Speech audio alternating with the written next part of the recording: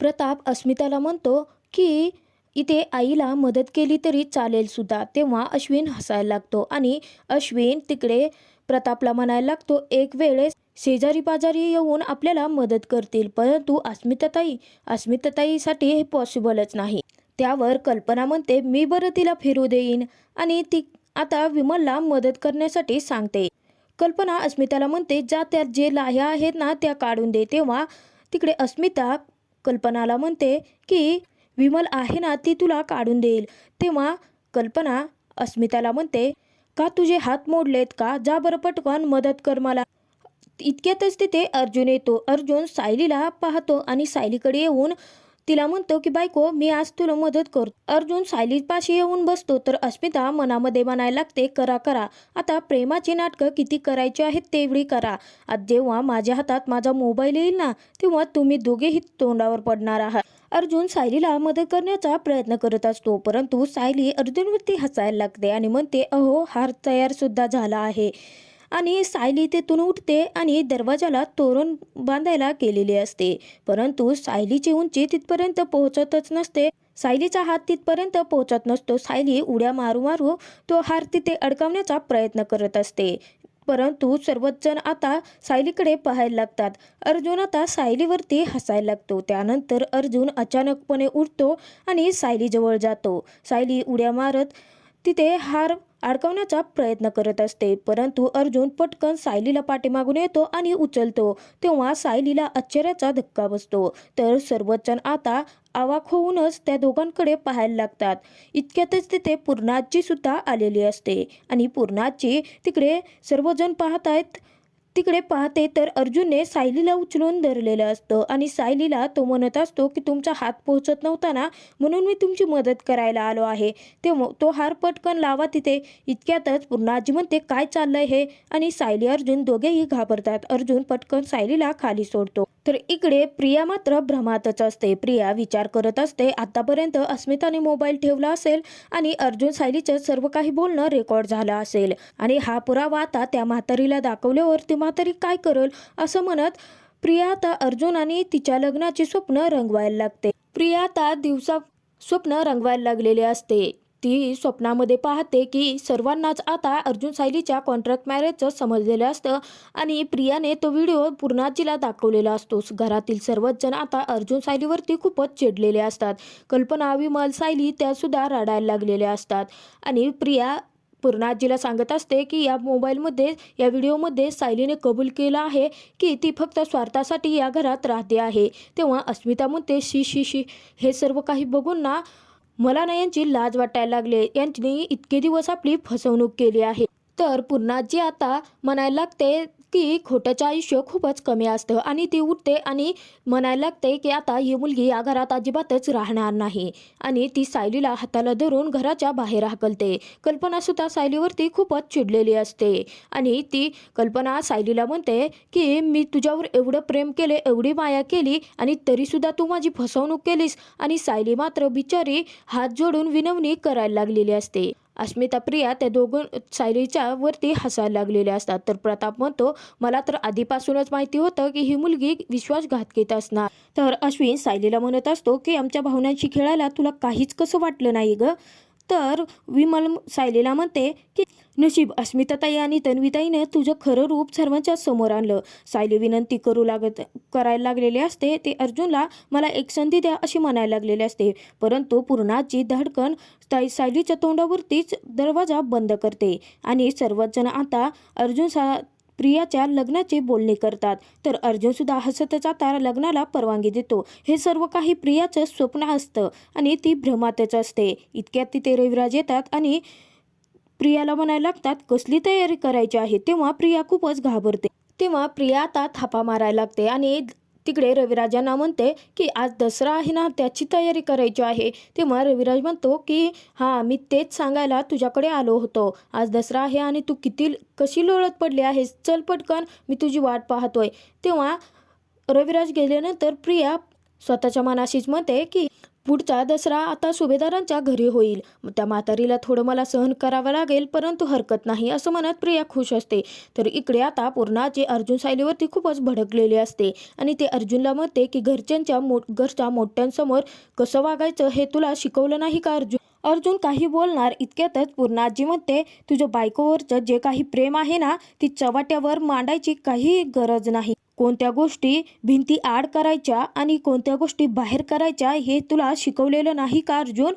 हे तुझं जे बायकोवरचं प्रेम आहे ना, ते स्वतःच्या खोलीत ठेवायचं आणि या पायऱ्या उतरून आल्यानंतर इथे काही बाहेरचे माणसं राहतात हे सुद्धा तू लक्षात ठेवायचं. आता तर काय, अस्मिताला बोलायला चान्सच भेटलेला असतो. लगेचच अस्मिता पूर्णाजीला म्हणायला लागते की पूर्णाजी, अर्जुनाला बायकोच्या प्रेमाचा दिखावापणा करायचा असतो सर्वांसमोर. इथे मी, डॅड, मॉम, अश्विन आहे हे सुद्धा त्याच्या लक्षात नाही. या दोघांनाही आता कशाचीच लाज उरलेली नाही. तेव्हा आता सायलीला खूपच वाईट वाटत असतं. तर लगेचच कल्पना आता अस्मिताला गप्प बसायला सांगते. कल्पना अस्मितावर ओरडायला लागते. ती म्हणते, नको तिथे बोलत जाऊ नकोस ना. तर पूर्णाजी कल्पनाला म्हणते, सणाच्या दिवशी मला आता आवाज वाढवायला लावू नका. चला तुमचे कामं करून घ्या. अर्जुन हातामध्ये हार धरलेला असतो आणि सायलीकडेच पाहत असतो. तर प्रताप आता अश्विनला म्हणतो की चल आपण सर्व गाड्यांची पूजा करून घेऊयात. तेव्हा अश्विन तयार होतो. आता प्रताप अर्जुन सायलीकडेच पाहत असतो. तेव्हा प्रताप म्हणतो की अर्जुन, तुझ्याकडे थोडा वेळ आहे का?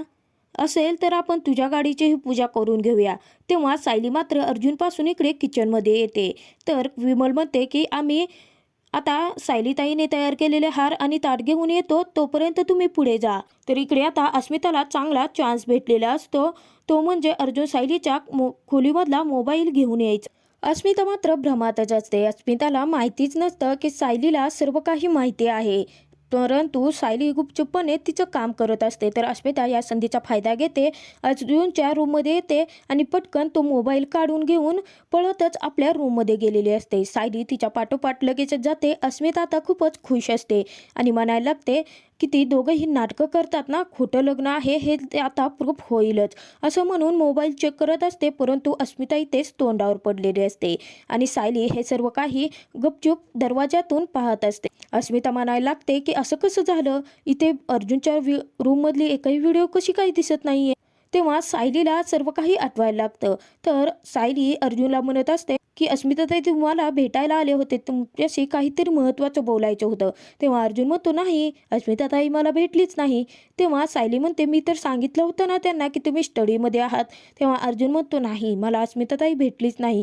त्यानंतर अर्जुन आता बुक सेल्फमधलं एका पुस्तक सायलीला घेऊन यायला सांगतो आणि सायली ज्यावेळी बुक सेल्फकडे जाते त्याचवेळी सायलीला खूप मोठा धक्का बसतो, कारण अस्मिताने ठेवलेला मोबाईल आता सायलीला दिसलेला असतो. सायलीने तो मोबाईल घेतलेला असतो आणि अर्जुनला काही कळू न देता गुपचूपपणे त्यातील व्हिडिओ रेकॉर्ड झालेला डिलीट करून टाकलेला असतो.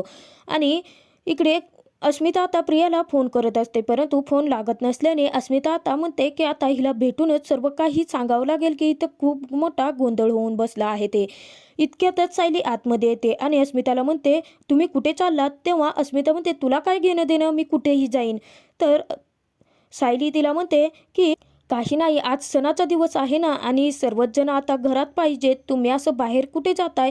तेव्हा अस्मिता म्हणते, मी कुठेही जाते, बाहेर जाते, कुठेही जाते, तुला काय करायचं आहे, नॉनसेन्स कुठली म्हणते आणि तेथून निघून जाते. त्यानंतर सायली आता अस्मिताचा प्लॅन तिच्यावरच उलटवण्याचा प्रयत्न करते. सायली गुपचूपपणे आता अस्मिताच्या रूममध्ये स्वतःचा मोबाईल लपवून ठेवते. तर इकडे आता प्रिया म्हणते की अस्मिताचे एवढे मिस कॉल्स आणि त्यानंतर अस्मिताला फोन करते. प्रियाला वाटतं की आता काहीतरी गुड न्यूज मिळणार, परंतु सायलीने जवळजवळ त्यांना तोंडावरच पाडलेलं असतं आणि पूर्ण प्लॅनची वाट लावून टाकलेली असते. तर इकडे अस्मिता सर्व काही हकीकत सांगायला लागते. आपलं सर्व काही झिरो झालं आहे, सर्व वाया गेलं आहे. तेव्हा अस्मिता सर्व काही हकीकत सांगते. तर प्रिया म्हणते, तू मोबाईलचा कॅमेरा ऑन करायचा विसरून गेली होतीस का? तेव्हा अस्मिता म्हणते, अशी कशी विसरेन मी? तर प्रिया आता मनातच अस्मिताला म्हणते, मूर्ख नाही, मूर्खाची महाराणी आहेस तू. प्रियाला अस्मिताचा खूपच राग आलेला असतो. तर प्रिया आता खोटं खोटं नाटक करत अस्मिताला म्हणते, जाऊ देत, एक प्लॅन फ्लॉप झाला म्हणून काय झालं, आपण दुसरा प्लॅन बनवूयात. त्यानंतर ती म्हणते की मला थोडंसं काम आहे आणि फोन ठेवून देते. तर इकडे आता अस्मिता म्हणते, माझं डोकं ना इतकं गरम झालं आहे, आता मस्तपैकी AC लावते आणि आराम करते रूममध्ये जाऊन. तर इकडे प्रिया खूपच चिडलेली असते आणि म्हणायला लागते की प्रत्येक वेळी हिच्यासोबत राहून ना मातीच खावी लागते. हिचा फोन ना हिच्यासारखाच बेअक्कल आहे, कुठे अडकले मी, असं म्हणून ती स्वतःशीच आता चिडचिड करायला लागलेली असते. तर पुढील भागात आपण पाहणार आहोत की आता अस्मिता रूममध्ये आल्यानंतर सायली सुद्धा तिच्या पाठोपाठ आलेली असते आणि पटकन स्वतःचा मोबाईल काढून घेते. तेव्हा अस्मिता सायलीवरती भडकते आणि म्हणते, तू माझ्या रूममध्ये मोबाईलचा कॅमेरा ऑन करून ठेवला होता, असं काय होताना बघायचं होतं तुला. तेव्हा सायली सुद्धा तिला सडेतोड उत्तर देत म्हणते की मग तुम्हाला आमच्या खोलीमध्ये मोबाईल व्हिडिओ रेकॉर्डिंग करून असं काय बघायचं होतं अस्मिताताई. आणि त्या दोघींचं सर्व काही बोलणं अर्जुन दरवाजात गुपचूपपणे लपून पाहत असतो आणि ऐकत असतो. तर आता सायलीने बरोबर अस्मिताला सडेतोड उत्तर दिलेलं असतं आणि चांगलंच तोंडावर पाडलेलं असतं.